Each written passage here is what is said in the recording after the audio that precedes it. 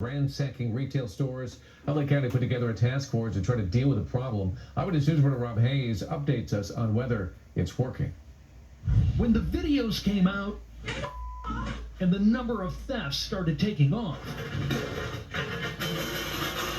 law enforcement knew it had to do something big to stop these crimes and prevent more copycats. Today, District Attorney George Gascon and police agencies from across Los Angeles County rolled out the results of the countywide Organized Retail Crime Task Force. To date, the Los Angeles Police Department, or CTF, has made a total of 145 arrests. And the LA County Sheriff's Department started its own Organized Retail Crime Task Force with even more busts. We have arrested 438 criminals for committing organized retail thefts and other associated crimes. With nearly 600 arrests between the two task forces, Gascon's office is prosecuting nearly 200 cases, using a new state law that makes it a felony for two or more people to work together to steal goods from a merchant. The people that are engaged in this activity are being held accountable. Will be severe on the consequences. The big question, though, is just how severe those consequences will be. The big knock on Gascon is that he's soft on crime, but he says efforts like this show that the bad guys are paying. There will be people going to prisons and jail as a result of this, and that we're not looking the other way. How long they'll be behind bars, though, is unclear. Gascon says it depends on so many other factors, like their previous record or what role they played in the crimes. Hello, I'm Mark. What's up, YouTube? This is James coming back at you with another informative video. I hope you guys are doing well out on this beautiful warm Tuesday. Doing well myself. The man said they arrested like 438 criminals. Well, I can tell you this. They are a bit light.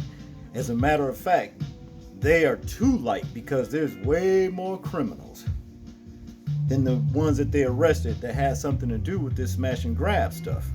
And we're talking about the ones down in City Hall, you know, the governments and all that.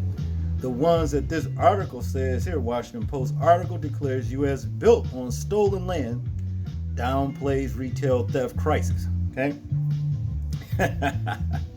Yes, that's right. Those particular ones that stole this land has not been arrested as of yet. But believe you me, they have not gotten away with anything by the Most High's means because they are going to pay. But the thing is this. Just because these criminals stole this land, came over here, raped, robbed, pillaged, and whatever, you know what I mean, stole, you know, built their little system up to keep you down, does not justify you to go out here and steal. Because after all, the Most High did declare in one of the 10 commandments that thou shalt not steal. And if you go out and steal, then you're no better than these major thieves, you understand, that came over here and stole a whole country. Matter of fact, stole the earth. You understand what I mean? You're no better, and you're not justified by coming here stealing petty little things like, you know, jewelry, whatever, smash and grab and all that mess. You're just making things hard on yourself. And when the day of the judgment comes, well, then you going down with the enemy who stole this country. Okay? Enough said on that. Let's get into this article right here.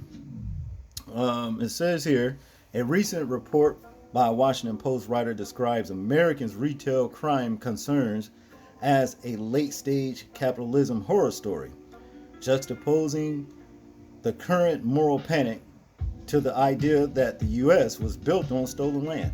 And that is a fact. That's a fact. The article by Maura Jutkis describes the impact of shoplifting on the Columbian Heights neighborhood of Washington, D.C., and showcases a CVS store with empty shelves. Jutkis explained, the store feels like a zombie version of its former self. Everything else here that remains in the store in Northwest DC, which is not much, is under plexiglass. Dawn dish soap, L'Oreal shampoo, Miralax, a handful of Clairol, root touch-up hair dye kits, flu season combo packs of Dayquil and NyQuil. The diapers are behind the counter. The Centipil, whatever, and Neutrogena face wash are under lock and key. Juckus wrote.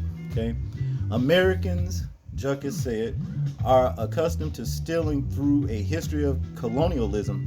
This predisposition to theft could therefore soon spread widely throughout the U.S. Well, let me say this. As the Most High Word says, you reap what you sow. You understand? That's just what it is, okay?